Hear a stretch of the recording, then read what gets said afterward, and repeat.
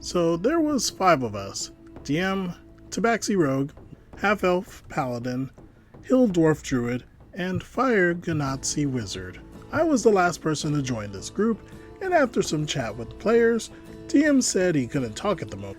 I decided to play Rogue, friend of the Wizard. They studied at the academy together, but Rogue wasn't patient enough to learn magic properly, so he left. I was planning to roleplay how he does learn from Wizard and pick Arcane Trickster. We have Session 0. DM introduces himself, says that he's been DMing for 5 years, and his players have always been satisfied. Also, he informs us about the setting. It was a generic fantasy world, though we were starting in an unusual place. A village under a volcano about to erupt. Cool, I thought. We'll get to know villagers, and then we'll have to rescue them from the eruption. Man, I was so wrong. After the setting is clarified, DM brings up a few house rules. First, potions will heal a set amount of HP. Not bad so far. Second, this isn't exactly a rule.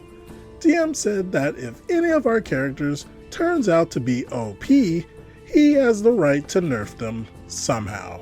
After a quick chat, we all agreed that nerfs would be reasonable and temporary if we find a way how to get rid of them. But the third rule about combat, it was ridiculous.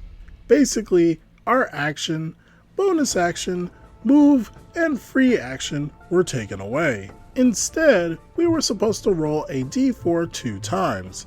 Odd number meant that we can take action, and can even use a bonus action. Also, movement was considered a bonus action, and you could move 5 feet per bonus action spent. Also, rolling for initiative was also an action. So, as any sane person would do, I started to complain, and other players joined in. This is stupid and too random, we said.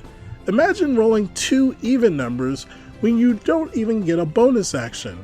You could only move for 10 feet.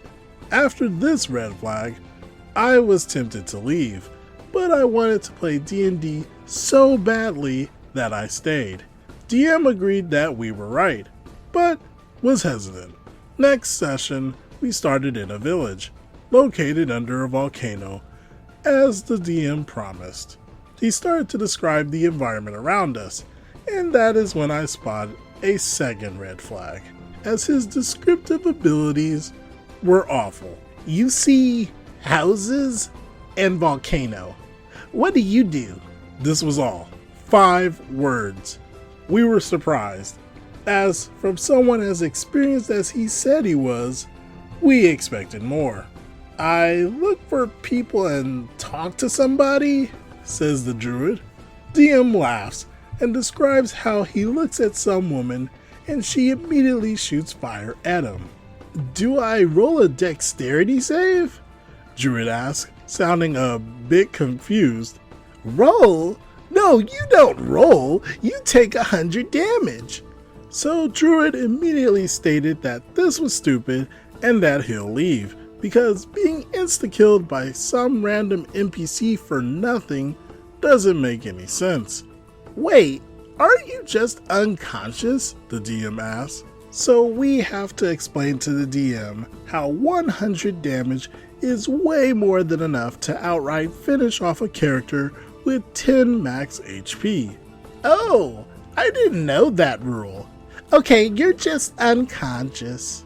Druid leaves, and even though I'm sure that I won't play with this DM again, I and the other 2 guys stay. DM lets us roll for stealth to escape the furious woman. 19 plus 7, that's 26, I announce. Moment of silence. Hey, how do you have plus 7? That's impossible. So I explained that I have expertise in stealth, and after he asked what is expertise and what is proficiency bonus, I gave up. Tell us, how experienced are you really?